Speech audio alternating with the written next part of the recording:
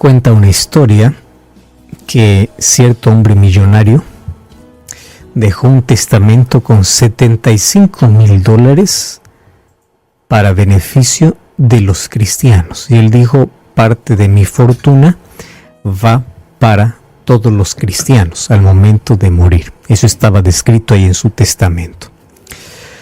Así que los familiares, cuando este hombre ya murió, hicieron todo lo posible para poder anular ese testamento y, en lugar de dar para los cristianos, quedarse y repartirse entre la familia. Aparte de la fortuna, de lo demás que ellos ya tenían, querían esos $75,000. Ahora, finalmente, hicieron todo lo posible para intentar anular. Y ¿sabes qué? Lo peor es que lo consiguieron. Y la pregunta es, ¿cómo se puede anular un testamento si es el pedido que una persona hace en su vida usando su propia voluntad para poder hacer este tipo de donaciones? ¿De qué manera se puede hacer? ¿Y cuál fue la excusa perfecta para poder anular, o cuál fue el argumento perfecto para poder anular el testamento? Es: no podemos determinar quién es un cristiano. Interesante. O sea, el argumento más sólido es que nosotros no podemos saber quién es un cristiano. ¿Quién es un cristiano? Porque cuando comenzaron a intentar describir a los cristianos, cada uno daba su propia opinión y no llegaron a ningún consenso. ¿Quién es un cristiano? Él no es un cristiano, él no puede ser un cristiano. Un cristiano tiene que ser así. No, pero él no es así. Y comienza la discusión. En una revista americana se hizo una encuesta entre estudiantes universitarios y una de las preguntas que hacían era: ¿qué se llega a tu mente, o cuál es el concepto primero que tienes cuando escuchas la palabra cristiano? Y un 80% de universitarios respondió: cristiano es igual a hipocresía. ¿Y sabes qué? Qué triste y terrible es la manera como los jóvenes y no jóvenes, todas las personas están viendo el cristianismo. ¿Por qué razón? Porque lamentablemente existe un tipo de cristiano que ignora a Cristo en su vida y quiere vivir como quiere. ¿Qué significa ser cristiano? Sabes que en la Biblia yo encuentro una historia singular. Hechos capítulo 11. En el versículo 26 encuentro cómo un grupo de personas, seguidores de Cristo, que no eran llamados cristianos, eran llamados en ese tiempo los del camino. Pablo así los llamaba incluso para poder perseguir a aquellos que estaban en el camino. Pero Hechos capítulo 11, el versículo 26, dice que ellos llegan a cierto lugar que se llama Antioquía. Y Hechos 11, 26 dice que allí por primera vez este grupo de discípulos o seguidores de Jesús fueron llamados cristianos. Era la primera vez. Quedaron todo un año allí con la iglesia, enseñaron a mucha gente, y en Antioquía fue donde por primera vez los discípulos fueron llamados cristianos. Qué interesante. No fueron llamados desde el primer momento. No fueron llamados de un momento a otro. Ahí viene un cristiano. No. Un año. Y durante ese año tuvieron que dar evidencias que son diferentes y que el cristianismo trae realmente un cambio en la vida. Realmente significa transformación. Después de haber estado un año y enseñando a la gente, después de tiempo fueron llamados cristianos. A mí me llama la atención porque hace un énfasis especial. Hubo un tiempo y en ese tiempo demostraron quién es Cristo y por eso los llamaron cristianos. Porque cristiano viene de Cristo, de aquel que refleja a Cristo, de aquel que vive en Cristo y de aquel que se asemeja a Cristo. En el sentido, obviamente, de carácter, en la manera como el Señor nos transforma. Entonces, ¿qué me sorprende? Primero, el tiempo. No fue llamado cristiano aquel que dice: creo en Jesús. No.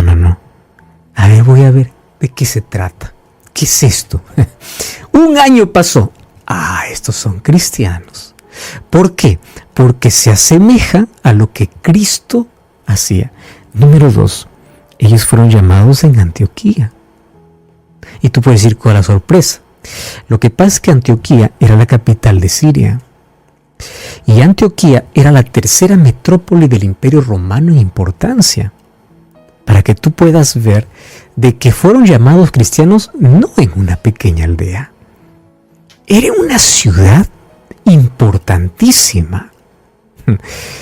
Ese lugar, esa ciudad de Antioquía, era la fortaleza de donde la cultura griega y el paganismo estaba con todo su esplendor todavía. Aun cuando el imperio griego desapareció, la cultura todavía continuaba. Y obviamente eso, junto al paganismo, estaba en su auge, en su mejor momento.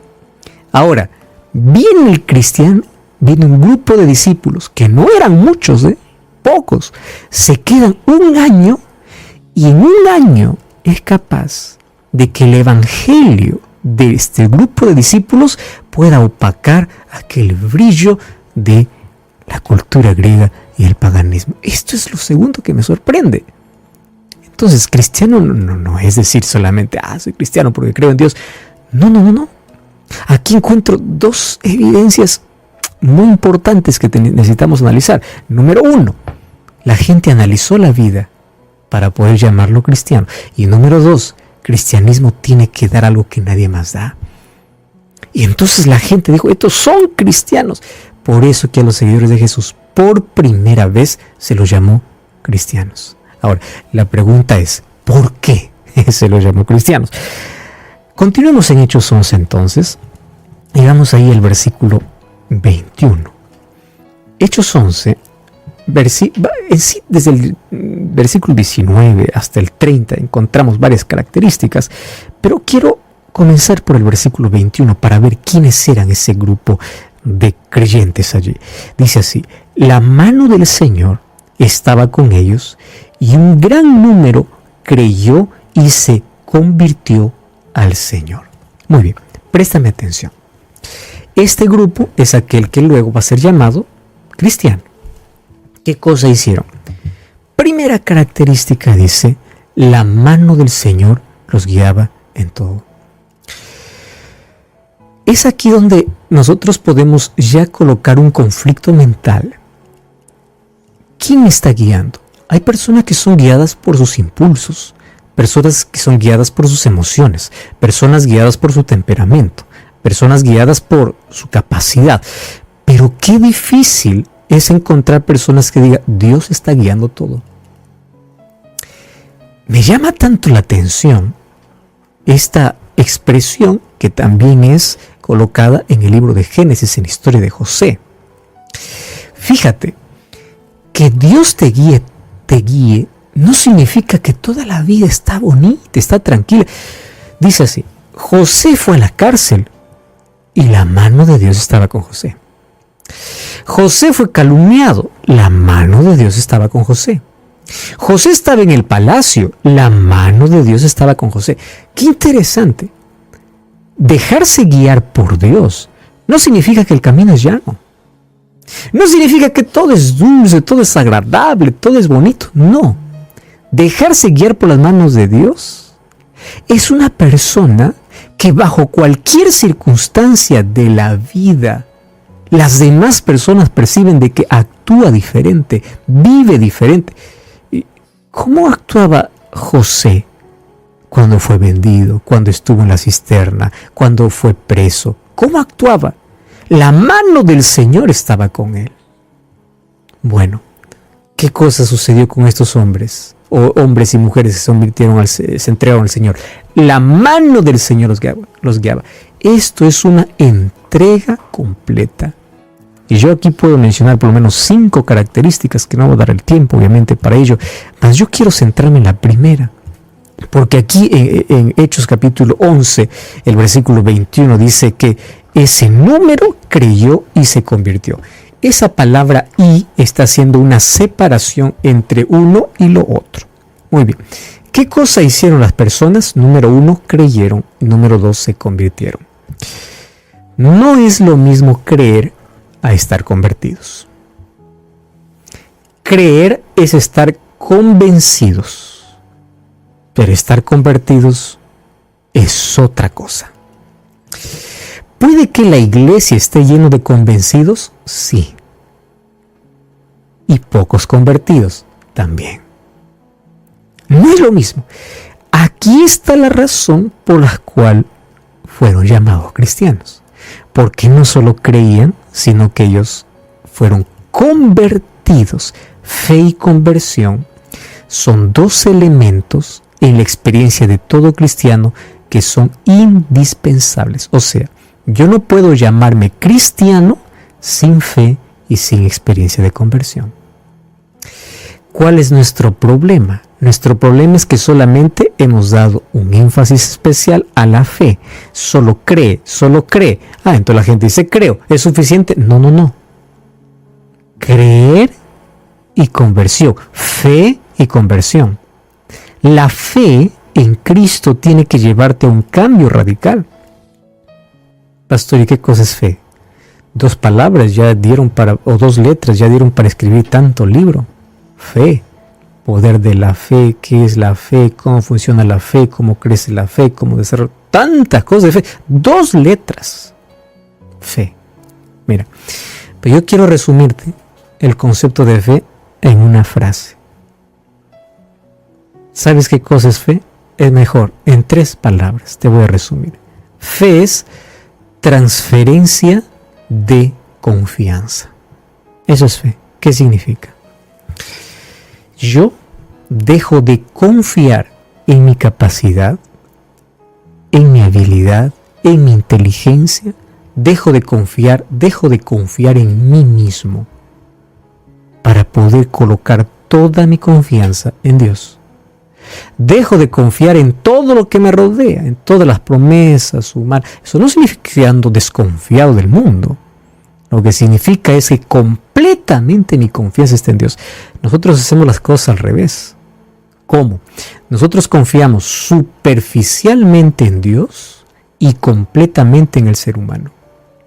Cuando lo que debería hacer es confía superficialmente en todo y completamente en Dios.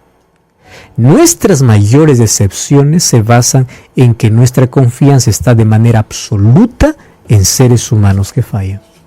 En un gobierno que falla, en una persona que falla, en circunstancias que fallan, en situaciones que cambian. Ahí está nuestra confianza, en supersticiones irreales, en creencias absurdas, ahí en un líder, en un pastor, en una iglesia y no en la palabra. Y allí viene nuestro problema. Claro, yo confío. ¿En quién confías? Solo en lo que el pastor dice. No te quiero decir que desconfíes de lo que el pastor te dice. Cree, confía, pero eso en cuál estás confiando tiene que estar basado en algo más sólido, en la palabra, en Dios. En Dios. Cuando nuestra confianza no es transferida completamente a Dios, entonces yo no puedo decir que creo. ¿Cómo yo puedo decir, yo tengo fe porque creo en Dios, si ni siquiera eres capaz de entregarle tu vida? ¿Qué tipo de confianza es esa? ¿Qué manera de confiar? ¿Qué fe es esa? Yo confío que Dios es todopoderoso, pero yo puedo solo. ¿Qué manera de confiar? Entonces, fe no es un conocimiento cognitivo. Fe es acción. Fe es relación. Fe es vivir unido a Cristo. Cristo es aquel que hace la realidad de mi fe. Muchos tienen su fe en el fundamento equivocado. Si Cristo no llega a ser el centro de mi fe, de mi vida y de mi experiencia, entonces yo no puedo experimentar en mi vida la conversión. Es interesante que el grupo de creyentes, quienes fueron llamados por primera vez cristianos, dice que ellos creyeron y se convirtieron. Conversión es un asunto muy serio. Conversión tiene que ver con la cirugía divina. ¿Sabes cómo se hace una cirugía? Para hacerse una cirugía, una persona tiene que estar completamente confiada en un desconocido. Cuando tienen que hacerte una cirugía, tú vas a un hospital, te hacen los análisis, los exámenes, y dice, tienes que operarte. ¿Sabes qué hace una cirugía?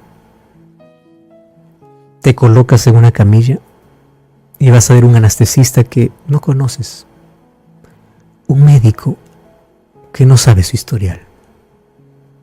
Pero ¿sabes qué cosa? Confías. Confías que vas a despertar.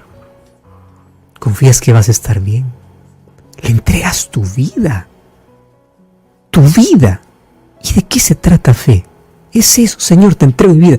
Pero Dios hace una cirugía mayor, no para sacarte una dolencia física. Te hace una cirugía del corazón, para cambiar tu mente. Mientras tú no te entregues completamente en el quirófano divino, no habrá un cambio de mente. Y para entregarse en el quirófano divino no es para entregarse a un desconocido, es para entregarse al Dios Todopoderoso. Señor, aquí estoy, aquí estoy.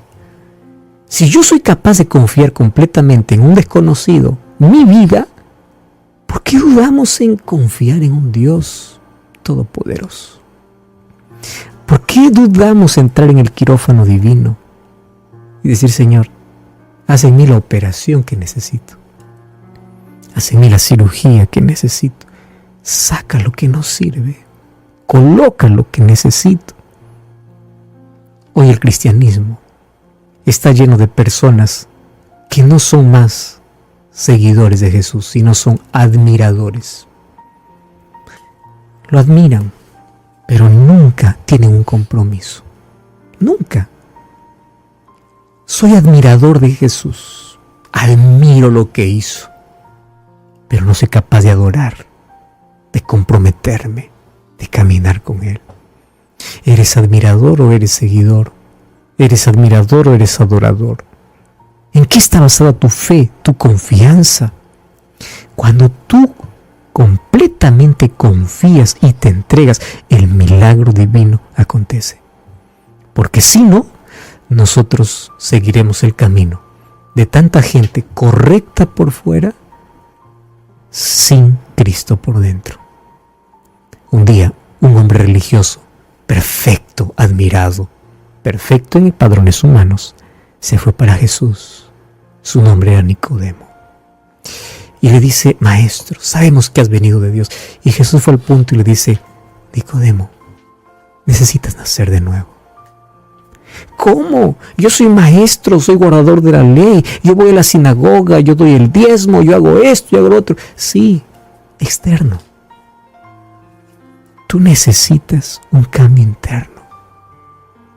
Tú necesitas de conversión. ¿Quién es un cristiano? Aquel que hace de Cristo el centro de su vida y aquel que es convertido, enteramente entregado al Señor.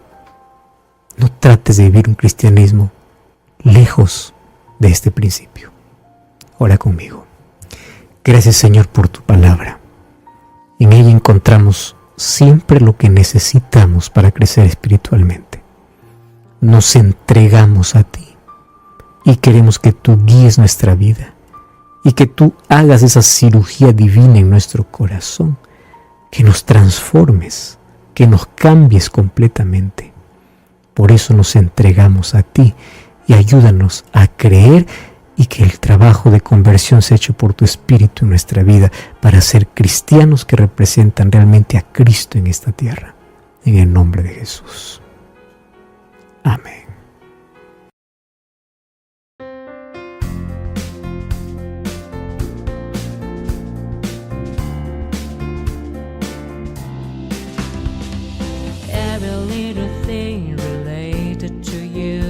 Smile.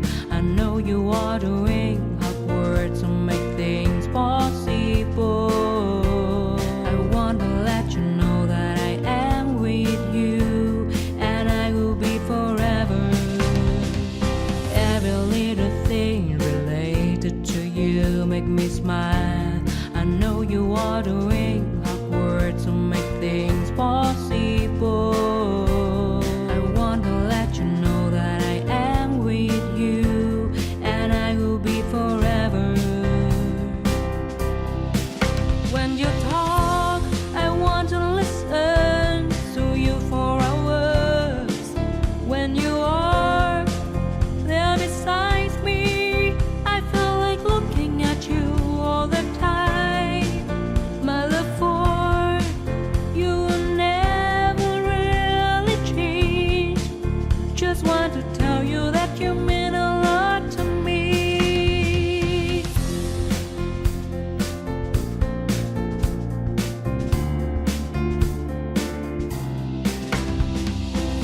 every little thing